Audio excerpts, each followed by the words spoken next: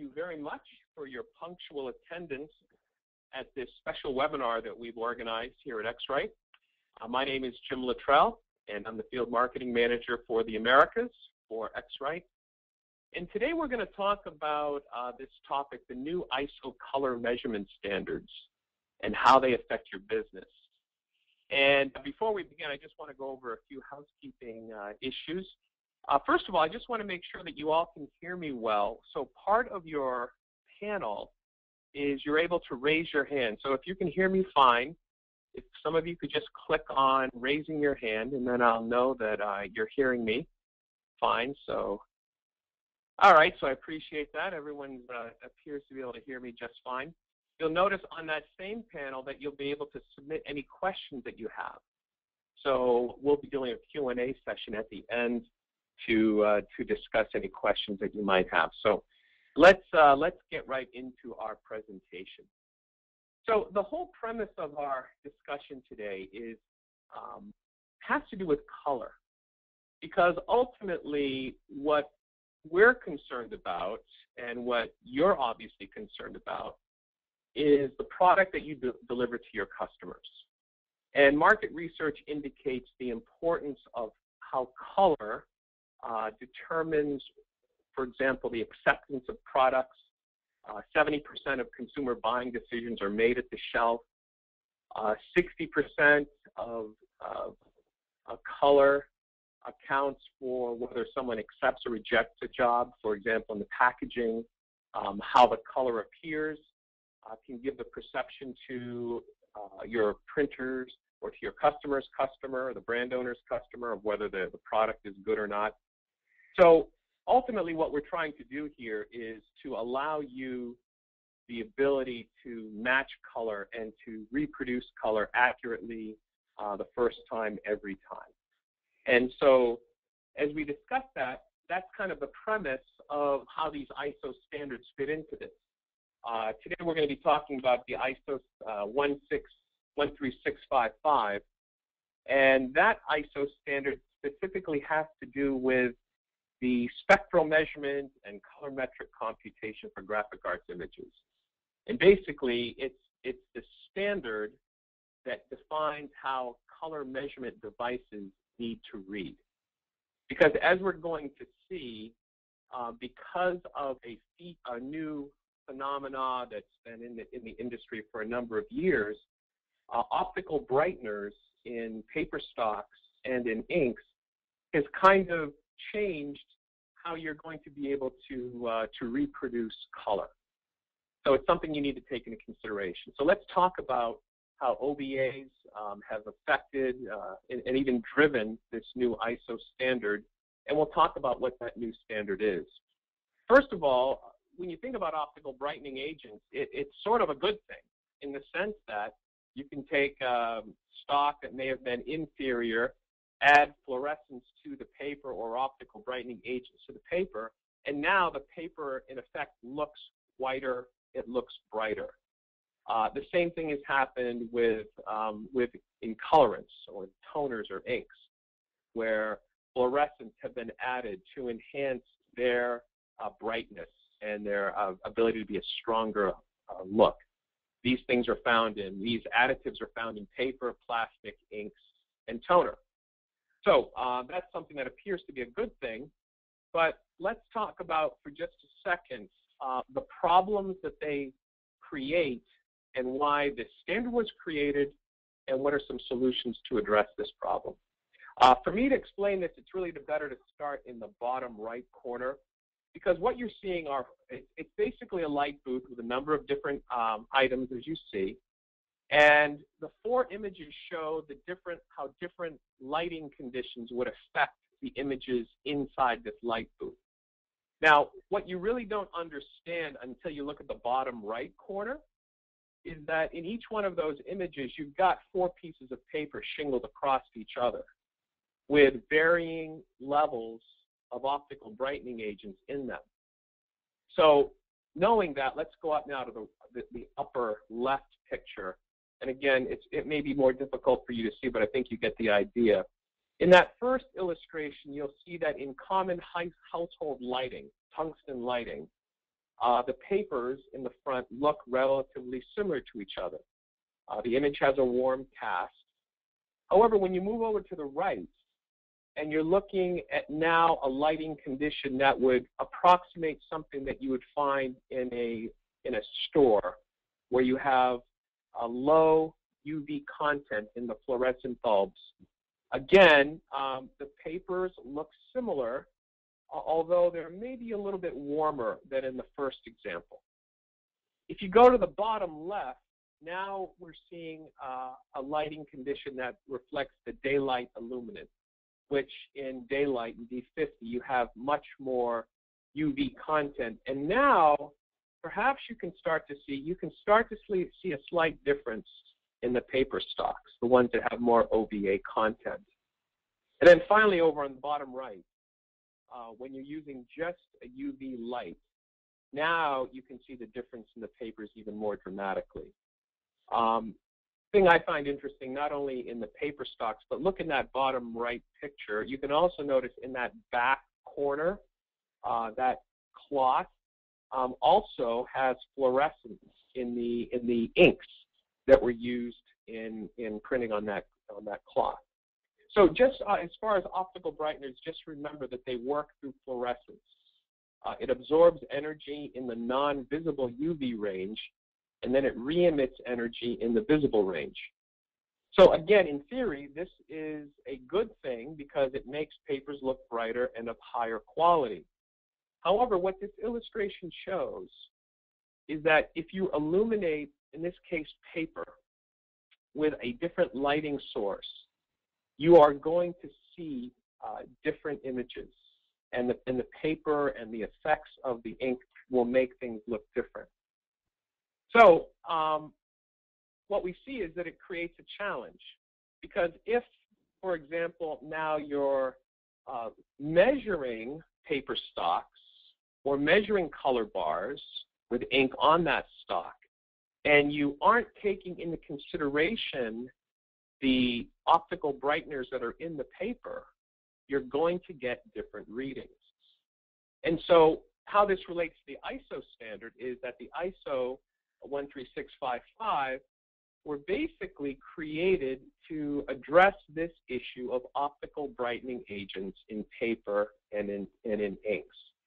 And so what ISO 13655 does is it defines the illumination inside the measuring device so that you have M standards or measurement standards. And we're going to talk about those measurement standards right now.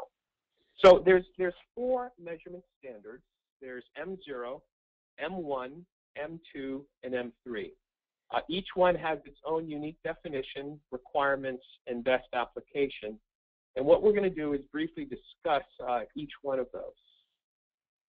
Now, what I want to show you with this chart is just, again, to show the same point, that how optical brightening agents in a paper stock will affect the way your instruments will read. So if there were, for example, paper stocks or substrates that have no optical brighteners, the graph on the left shows that whether you're using a measurement device that has UV light or just regular D50 light, or UV is absolutely cut right out of it, it doesn't matter because, again, there's no optical brightener, so there's nothing. So those devices would all work perfectly fine, and they would measure the same. However, notice on the chart to the right, when you have optical brightening agents present in a stock, now the device that you're using to measure that stock will have different readings because of the fluorescence that exists in the paper. And so again, when you exclude the UV, like the green line, it shows it's just the same path. However, you'll notice that when you're using a M0 or an M1, which we'll discuss later, you're going to get different readings. And so thus, the problem that has been created that sort of needs to be solved. So let's talk a little bit about M0, M1, and try to kind of clear that up a little bit. M0 is basically the printing or the measurement standard that is found in the majority of all spectrophotometers and densitometers in the graphic arts industry. As we've talked about before, incandescent or tungsten lamps have always been used inside measurement devices in the graphic arts. And one of the challenges that the ISO standard or committee had was to come up with a standard that would have a definition broad enough to include all historical instruments that are in the market. Now, as you know, X-Rite and Graytag Macbeth merged many years ago, and they had a long history of creating incandescent-based devices that had a very tight tolerance to illuminant A. The problem was that as the ISO was defining M0, it had to make allowances for instruments that have an unknown illuminant or a less strict adherence to illuminant A. So because of the broad nature of the definition of M0, it doesn't really define how much UV content. And that's one of the reasons why M0 instruments are not recommended from ISO 13655 to use or to measure papers or inks that have fluorescence in them. Now, from a very practical standpoint, most of us have been using M0 instruments for this purpose for many years. It's what the industry has been using. So the workaround here would be that, if you have M0 devices, then that illuminant in that device needs to be well controlled and then basically defined by your instrument vendor. So in other words, until people adopt the new M1 standard, the best workaround, if you have stocks that fluoresce or have optical brightening agents, would be that you use devices from like model and like manufacturer. So that isn't the case that an M1 device is not available. Now, the M1 standard, which is the new standard, basically it's good to know that there's actually two parts to the M1 standard. There's M1 Part 1 and M1 Part 2. And basically what the difference is M1 Part 1 is saying that in this case, M1 Part 1 is a little bit more stringent because it covers both substrates with OBAs and any colorants, whether that be toner or inks that also fluoresce. So if you're using papers that have OBAs and inks that fluoresce, then you want to make sure that you have a device that is M1 Part 1. Now, there's also an M1 Part 2, and that is focused just on the paper. It's a little less strict. Basically, this says that the instrument provides a way to compensate for the required amount of UV in the D50 illumination, and it can be used appropriately to measure paper with optical brightening agents, but not if there are fluorescing inks or toners. So really, if you think about it, both of these M1 conditions are tied to another ISO standard, which is a viewing standard. So it's very important that in your viewing booth, so that you have consistency in order to, going back to the very first slide, right? If you're going to reproduce color accurately, you want to make sure that you're viewing it accurately in the right viewing booth that conforms to the ISO lighting standard, and that your measurement devices are also in line with, especially if we're talking about stocks and inks that fluoresce, with the new M1 standard. Now, the M2 is another measurement device, and this specifies when you are cutting UV from an instrument. Many of you are familiar with the i1 Pro device. Now there's an i1 Pro 2, but before this new device came out a year ago, you would have to define if you wanted with UV cut or not. So for many years, manufacturers made instruments with the UV cut or eliminated in the illumination inside the device for process control purposes. The problem was that there was no standard. So what the new ISO standard did was it defined the UV cut for the first time. Previously, different manufacturers would have different amounts of UV excluded or cut. The new ISO standard defines what that needs to be, and as you would expect, all new X-Rite products meet the new M2 standard of how much UV is cut. Now, M3 is a different measurement standard, and that also has a filter, a polarization that is designed to remove reflections. So if you're measuring something like a can or metals, and you have a reflection, some approaches to addressing that problem would be to use polarization. So again, but the problem before was there had been no definition of what the polarizer does or what its requirements were. So in the new ISO 13655, polarization is defined, and that's now defined in this. So as we go back, I have a chart. The next chart kind of describes in review across the top. You can see M0, M1 Part 1, M1 Part 2, M2, and M3. So again, if you are concerned about the effects of optical brighteners, then you would want to use an M1 device.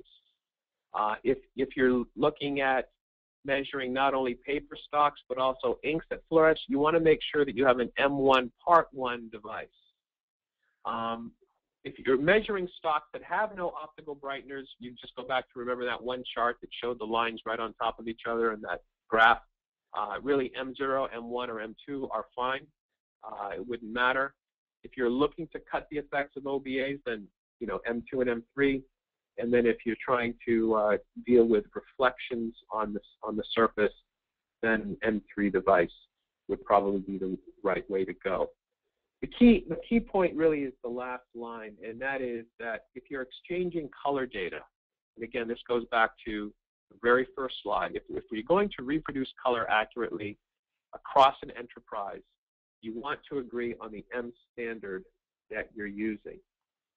So a question that comes up is then, well, if M0 is the de facto standard, when will people move to M1? And the simple fact of the matter is that as this ISO standard has been changed to address this problem, to address optical brighteners, as there becomes more awareness of this, then more and more printers will adopt into the new technology of making sure that their measurement devices conform to the new M1 standard. And that's where X-Rite, as you would imagine, would have tools to assist with this. We have tools that would assist in the pre-media or pre-press, and then also in the press room. Just real briefly, in the pre-press, we spoke about the i1 Pro. Last year, X-Rite released the i1 Pro 2, and that was at the time the very first device that could do M1 measurements. And so it can deal with M0, M1, and M2. There's a dual illuminant optical design inside the new device. It's been the chassis, everything's been redesigned. As you notice in the bottom left corner, as you're doing your profiles and scanning a color chart, there's new LED lighting indicators that actually make the scanning with a green light so that you know that you're going at the right speed. Also, too, as you look in that lower right-hand corner, you'll see a new ruler. There's a new ruler that has a zebra that allows you, I guess, zebra lines, we call them. So underneath the i1 device, there's also a scanning mechanism that as you're moving across, it always knows exactly where the device is. So because of this new design, you can now use smaller patches and actually measure more boxes, if you will. And it will also provide a more accurate profiling as you're using that device. So for the pre-press, we have the new i1 Pro 2. And then as far as the X-Rite Exact, that's a new device for the press room that was released in November. It's a completely new redesign of the optics, the chassis. bringing together the best of the color measurement technologies from the legacy Graytag, Macbeth, and X-Rite in creating basically, you know, the latest and greatest in color measurement technology. It allows you to use touchscreen technology as your press operators as you would kind of scroll through an iPad. You have the same ability to get to move through those different screens for the pressman to be able to do different functions. So there's a simplicity that's been added to it. In addition to supporting latest industry standards such as G7, ISO, and the ability to create different apps, if you will, for different tools or functions that you need to do for your pressman, the device can be programmed for them to use. So the interface is easier, it's more accurate, and the touchscreen makes for a much better ease of use for the pressman. If you think about the customer value, you can notice that it's really the only device that supports both M1 Part 1 and M1 Part 2. So that's one of the major features of the Exact. So in addition to supporting all of the ISO standards, so M0, M1, M2, and M3, and you can kind of see it on the bottom picture. There's like this little foot or this little shoe. That's actually the white calibration tile. Before, you may have spent time like trying to find that in the press room somewhere when it was time to calibrate your measurement device, but not right now. It's built right into the device. As you move it, as it's in a rest period, the shoe or the calibration tile goes into place and it calibrates itself. But when you actually move it down to measure, that shoe slides away. So accuracy is built right into it, and with an auto calibration, and it's something that you're not going to have to go and look for moving forward. Now, there's a new customer loyalty program that you should be aware of, and I just want to take a moment here, and I want to send out to you a code. Give me 1 second. What you'll see is that you can buy a new Exact, and if you have an existing densitometer or spectrophotometer, it can be worth up to $1,000. So what it happens is, however you purchase an Exact, you can then go onto our website, and let me just give you that right now. I'm going to shoot this out to all of you in this message, to all participants. So right now, I've just sent you a message. You can click on that link, and it will take you over to the X-Rite trade-in program. And so, like I said, it can be worth up to $1,000. There's another feature that I want to show you here as well, and I'm going to send you another link. I'm going to send it right now to everyone. And that is this offer where you can get a demo of the new i1 Pro 2 and the Exact. If you go to that link that I just sent to you in the chat, if you go to your chat panel, you'll see that there's a link that you can jump to. And you fill out that form, and you'll register. If you get the demo of the i1 Pro and the Exact, we're actually at the end of June going to have a drawing where people will actually be able to win an X-Rite Exact Advanced, or an i1 Publish Pro, which is the new i1 Pro device, or the i1 Display Pro, which is to do a monitor calibration. So go to that last link, the double down offer that I just sent out to you. Go ahead and click over on that link, and you'll be able to get to fill out that form, and you'll be able to get a demo of the device and be entered into to win. So as we said before, the real benefit of the Exact device is it's intuitive and flexible. We talked about the different apps, if you will. One of those is called Best Match, that will allow your pressman to, by measuring, keep the coloring, the ink colors on target before these color shifts can become visible. So they'll be able to project using different algorithms as to whether or not you'll be able to match a certain color. Another feature of the new X-Rite is that it has an optional Bluetooth capability. So there's no longer any need to be tied to your computer, but using Bluetooth technology, you can use that within the press room. And again, it increases the productivity so that you'll be able to do a pass-fail and very quickly be able to know if the job is qualified for you to be able to move on and get it out the door to your customer, knowing that it hits specific standards. Now, the X-Rite X-Rite is not, it kind of belongs into an ecosystem of software. Just having a device that can do accurate measurements is one thing, but if you don't have software to work with it, it's really just another measurement device. So the two products, Net Profiler is going to be released at the end of May, and it basically, as the name kind of implies, that through the internet, it allows you to take all of your measurement devices in the enterprise and make sure that they are up to and be able to match the factory standard. So if there are any problems or uncertainties, that will flag it. So it's basically a remote diagnostic tool that will allow you to keep all of your instruments in spec. The other software program that's also very useful is called Color ITC Print. This will allow you to create reports and be able to know whether or not, take all of those measurements that you've made and take that data and actually turn it into information. And so without reporting, again, that has less impact on your business.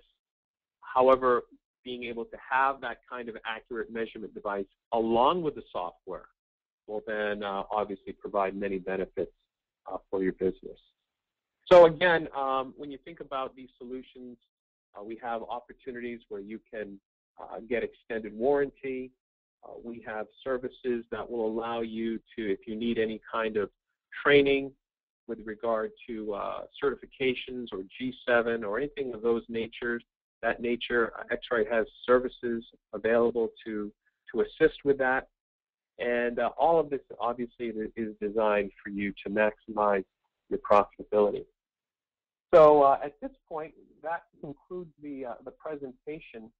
As far as questions are concerned, let me just take a moment here and switch over and look at some of the questions that have been submitted. And now we'll discuss some questions that have been submitted. So the first question here is, how do you specify the amount of optical brighteners in paper, and what units are they expressed in? Well, that's actually a very, very good question. There really isn't a method, I would say, that we're aware of to do that. The shortcut that is used in the graphic arts would say that a paper has a certain amount of minus B star as expressed in LAB values. So that can be a little bit deceiving because there are papers that have the same amount of minus B star. However, if you're using different instruments, that can be tricky. So again, the key is that you want to make sure that the illuminant inside your measurement device is the same. Okay, another question here. Can you confirm that the i1 Pro is M1 Part 2? Yeah, so remember we talked about measurement devices as M1 Part 1 and M1 Part 2. The i1 Pro, different than the X-Rite, is M1 Part 2 only. Only the X-Rite can also measure Part 1 and Part 2, which, again, you'll remember has to do with optical brighteners in stock and in the ink. So for the i1 Pro 2, it's M1 Part 2. What is the upgrade program to go from i1 Okay, it says here, I1 Pro. So, okay, I know I can understand. What is the upgrade program to go from I1 Pro to the new I1 Pro 2?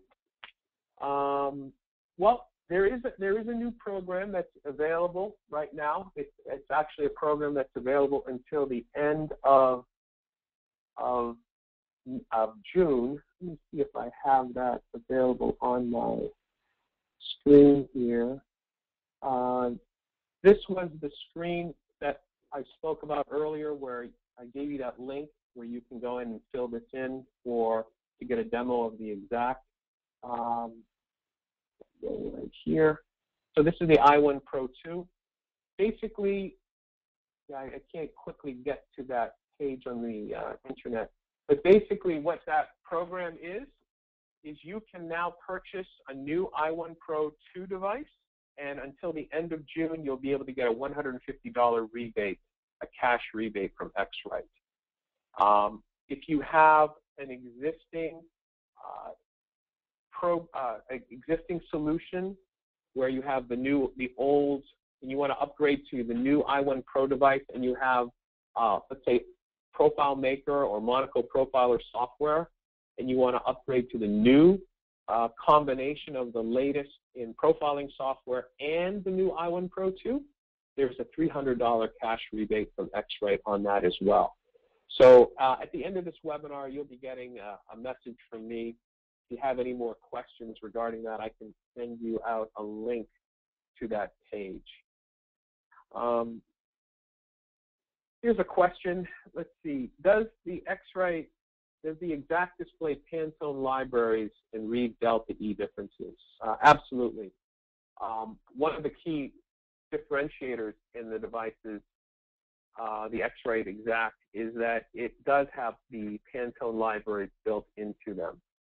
And kind of related to that, if you've heard anything about a new product in packaging, a lot of brand owners are adopting a product that's called Pantone Live, which allows for color to be communicated through it's really cloud-based color management and the communication of color throughout the global supply chain. So it starts with the brand owner, moves down to the printer, the ink suppliers, and what it does is it's a database that you can go to make sure that the color that your brand owner has specified, regardless of the substrate that it's on, now everyone has a common view to what that would be. So if you're printing it on, a coated cardboard stock, then Pantone XYZ now is really a new color mix. So that gets communicated now through a cloud. And one of the cool things about the Exact is that with one button, you have access to that and you can download that color information. So, if a brand specifier is determining what he's called out to be, then the X-Rite Exact is now able to receive it. So that's one of the nice features that the Exact has. Okay, can the Exact export data to itself? Yeah, when we talked about that in one of those last slides about color IQC print, it actually has the ability to export data using that, so you can export the data to an Excel file and then use it however you wish, or to create different reports even within the color IQC print software program. Okay, we have some visitors here who are in the flexo packaging industry. And here's a question about opacity. I'm in the flexo industry where we print on white opaque polyethylene or on clear with a white or ink base. Our current X-Rite is the 939, which can measure opacity, which is important to us. Can the Exact Spectro measure opacity? So the answer to that would be yes. It would measure, the Exact would measure that the same way that your 939 does. What's the benefit of going with Exact as opposed to keeping my 530 but using Color Manager software? Well, it would basically be exactly what we spoke about in the webinar. The Exact is the next jump in technology. It reads faster. It has more information available on the screen with all the different illuminance and the different measurement standards. Also, it has 10 years of advances in science and design. So all of that's wrapped up into one package. So really, it's the X-Rite is the next generation of spectrophotometers. Okay, another question here. Thank you very much. Actually, I'm not sure we're going to be able to get to all of your questions, but these are great questions. Can QA master information be imported into the Color IQC print software? Well, on that one, there is a way to move databases, but this is an area that I'm not familiar with. So you'll have to call our support team to know the exact path on how to do that. Okay, next question. Can the X-Rite be used to measure textiles like an SP62? Okay, well on that one, that's kind of a yes and a no question all in one. The X-Rite is a 0.45 instrument, and you can purchase an X-Rite with a larger aperture. But a sphere-based instrument has a totally different geometry. And if this is the geometry that you may need to get the coarser grain, or if you want color and appearance, then actually a sphere is the tool for the job.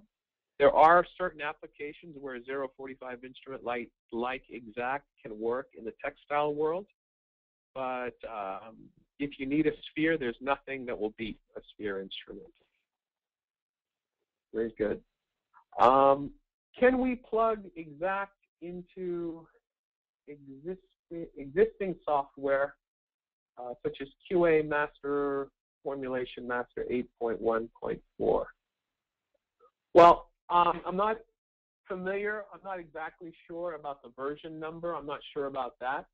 But there is an ability to plug X-Rite into Color Master. So if that's something that you're using, then that will also be important to you. Will the slides be available for download? Yeah, if you write to me afterwards, you'll be getting, like I said, an email, and you can write to me, and I will I'll send you the slide back, the PDF version, if you'd like. Well, our time is up. I thank you very much for your excellent questions and your participation in this webinar. Once again, if you look in your chat, there's a couple of links that I've sent to you. You can click on those links and get a little bit more information.